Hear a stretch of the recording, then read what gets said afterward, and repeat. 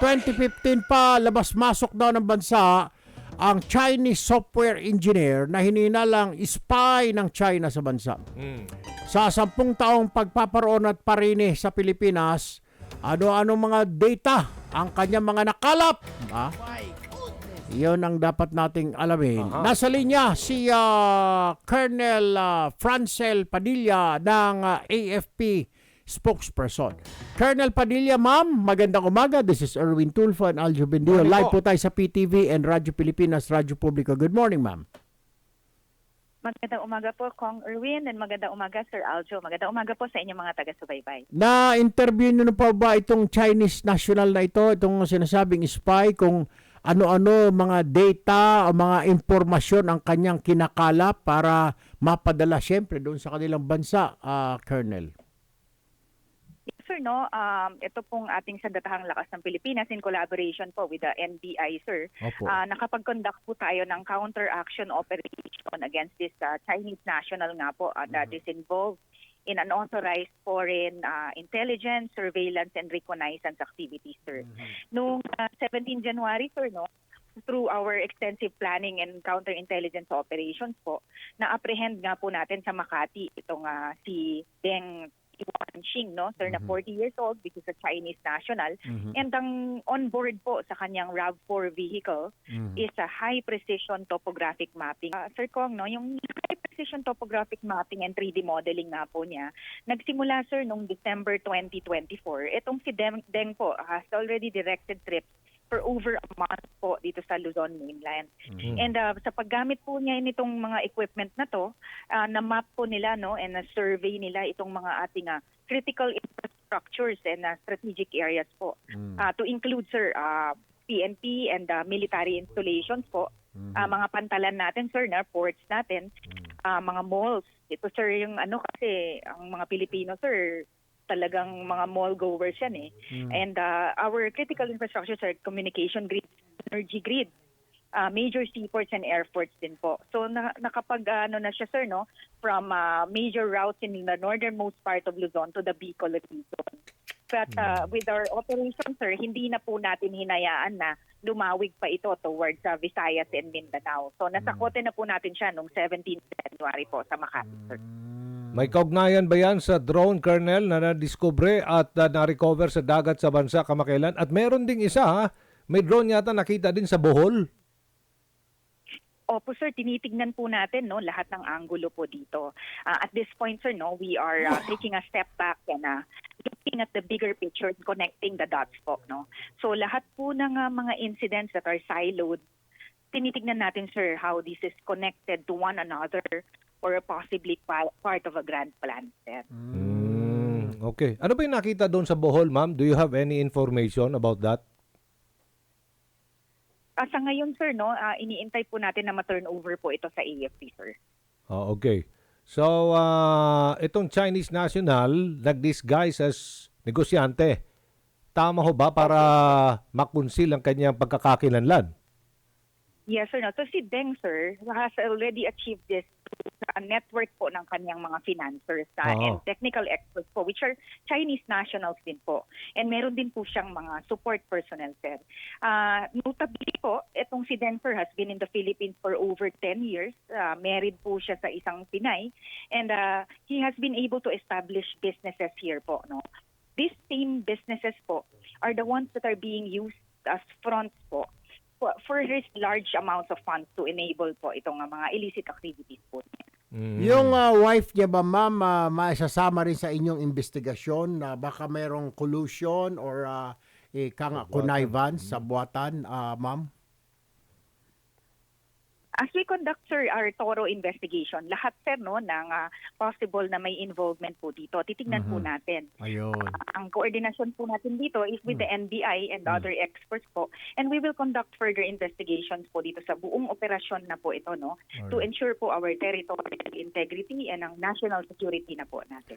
Will you agree with me, ma'am, if I say na dapat magpaliwanag si Chinese Ambassador Huang dito kung bakit may espiya sila rito?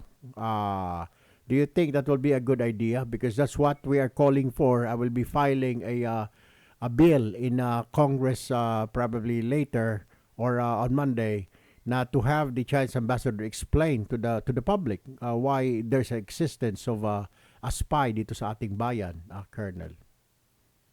Ito po sir will reinforce naman po itong investigation that we are conducting. Aha. So kung matulungan po natin tayo na malinawan po ito, kung wala naman po talagang katotohanan ito, kung ano man sir, maganda rin po na makita natin Tama. iba't ibang angulo po dito Tama. sa usaping ito.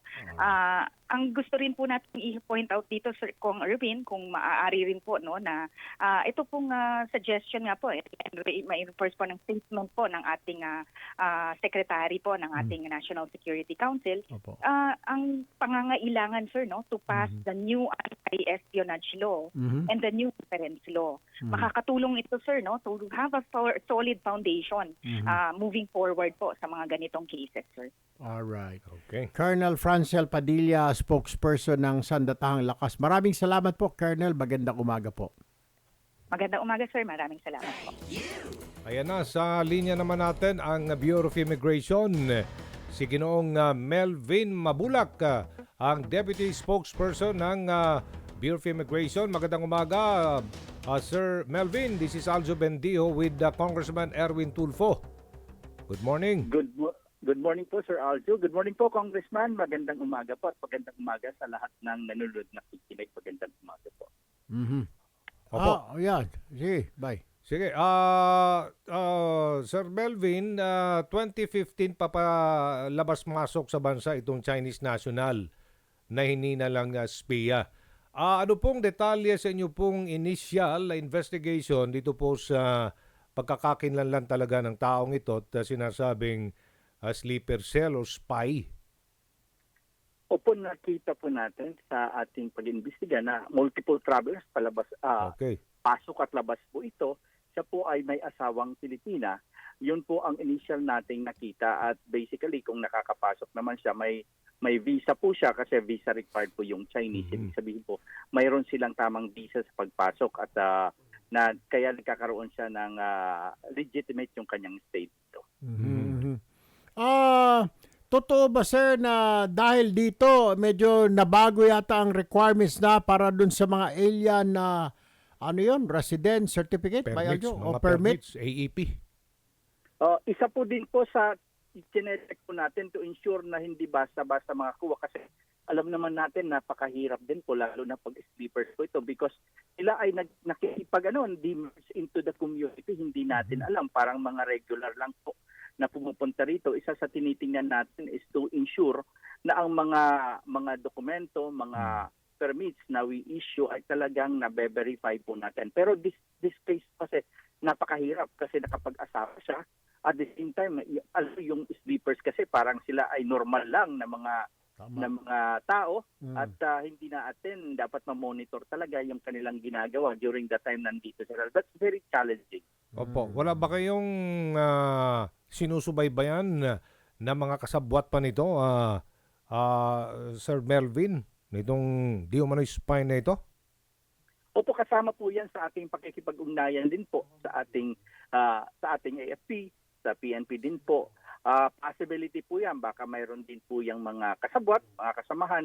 Kasama din po yan sa ginagawa po natin, lalo na po ng Hunting Intelligence Division. Kasi alam naman po natin, baka it seems na medyo makita naman baka hindi lang ito. At possibility po yan, hindi lang siya. At yan po ang tinututukan po natin ngayon. Pag siya ba'y pupunta sa Pilipinas, may kahina-hinala ba siyang mga dinadala o nilalabas sa bansa?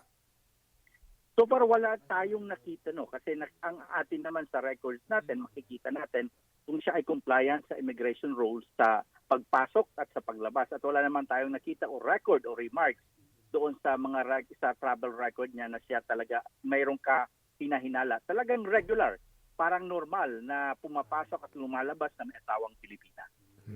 Okay. Sige, hingi lang kami ng update din, Sir Melvin, sa inyo pong crackdown sa mga undesirable alien na hindi nag-avail ng downgrade ba tawag doon o upgrade ng kanilang mga visa, mga POGO workers? Yes po, ang dapat po nag-downgrade sila. Downgrade, At the same opo. time, dapat lumabas na sila sa ating bansa. kasi may order to leave at tuloy-tuloy po tayo kung titingnan po natin yung ating intelligence division kasama yung fugitive search unit po natin. Talagang nag-combine po ito at nagkakaroon tayo ng mga raids kung mayroon na tayo nakita, nagbe-verify po tayo. At kasama din po dito yung PNP at NBI at yung ating sa ating PAOK. Yan po ang naging direktiba ng ating presidente at the same time po ng ating mahal na Secretary of Justice. Kaya tuloy-tuloy po may mga minamanmanan po tayo at I cannot just divulge now but basically po tuloy-tuloy po yung ating pag-implement to ensure na itong natitira dito ay dapat makaalis sa ating bansa at ma-deport na po sila. Okay. Balikan ko lang yung si Mr. Deng. Siya ba'y i-deport? Will he be held accountable first sa kanyang krimen bago siya i-deport? Yes po, kasama po naman po yan sa procedure natin. Though mayroon ng deportation, mayroon deportation order, but it will be deferred. Dapat magkaroon muna ng implementation kung may mga criminal cases, accountability, before tayo mag-implement ng deportation order to ensure na justice is served at dapat matingnan po natin, maging accountable po sila kung ano po yung ating batas ng ating bansa. Okay. Alright. Thank you po. Sir Melvin Babulak, good morning po. Good morning, sir.